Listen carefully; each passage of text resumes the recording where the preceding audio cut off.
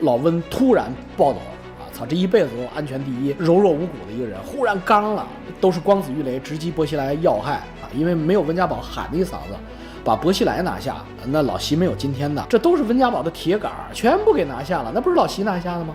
所以老习跟老温并不是很和谐。所以说你要说上边权力没有发生震动，这个是不可能的啊！这一定是发生了什么震动，因为它肯定是不正常的。因为这些人并不是团派的啊，也不是什么江派的，这根本不是，他就是习派本派的，就是老习自己亲自选拔、亲自任命、亲自提拔的这样的年轻干部，他们纷纷落马吞枪出事儿，那你能说它是正常现象吗？所以这个是一个什么迹象呢？就是看看我们会不会逼的啊，你们这些人是不是逼着老习出手？包括我昨天跟大家分析的，老习跟温家宝把酒言欢，这是不正常的啊。温家宝虽然对老习有知遇之恩嘛，因为没有温家宝喊的一嗓子把薄熙来拿下，那老习没有今天的。薄熙来只要在，老习那肯定这个就是个儿皇帝，就肯定被拿下了，政变拿下了。正是因为温家宝舍条老命，当年2012年3月12号吧，那个记者发布会公之于众，把那个薄熙来拿下。记者不问，温家宝就不散会，一直等着记者问重庆啊！老温突然暴走啊！操，这一辈子都安全第一、柔弱无骨的一个人，忽然刚了，我操，忽然他妈变成他妈的有骨气的人了，而且啪啪啪啪啪，都是光子鱼雷直击薄熙来要害，直接把薄熙来给拿下了。所以温家宝跟习近平是有这么一个恩情的啊。习近平呢知道温家宝是为了自保，也不是为了帮自己，但是呢明面上他是要给他面子的。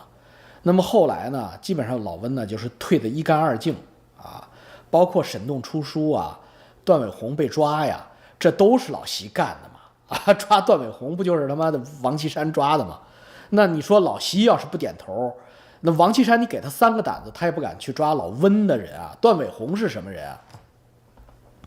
段伟宏是张贝利的干女儿啊，张贝利没有2个干女儿啊，只有1个干女儿，给抓了，我操！所以，你们知道北京昆仑饭店后来旁边开了个很牛逼的酒店，叫宝格丽，孙政才，这都是温家宝的铁杆，全部给拿下了，那不是老习拿下的吗？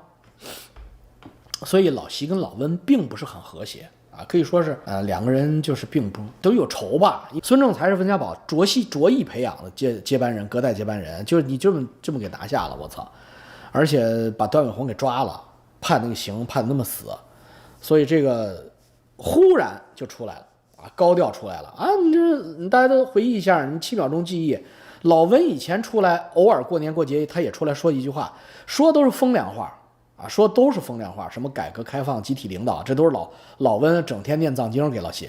老习人家说的什么定于一尊，什么忠诚不绝对就绝对不忠诚，这是老习爱听的啊。请习主席放心，为习主席打仗。这，哎呦我操！现在可好，现在中央军委开会都是出的胡锦涛治军的那3句话啊，就是听党指挥，能打胜仗，作风优良。这是什么胡锦涛的？这不是习近平的，现在都挂出来了。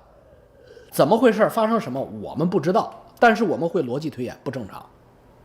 而且看样子，要么就是上层达成了妥协，就像林彪事件一样，说哪一天公开到哪一级，然后如何，这是一个可能。再一个可能就是谁也治不住谁，我觉得谁也治不住谁的可能性更大。就谁也治不住谁，就是你有5个军，我也有5个军，要不咱就互甩核弹，你敢吗？哎，大家一想都不敢啊，没办法。那就是形成了一种所谓的恐怖平衡，走一步看一步。明面上好像我们达成了一个什么样的协议，然后呢，4中全会胜利召开，下一代接班啊，中华民族实现伟大的复兴啊，统一了嘛。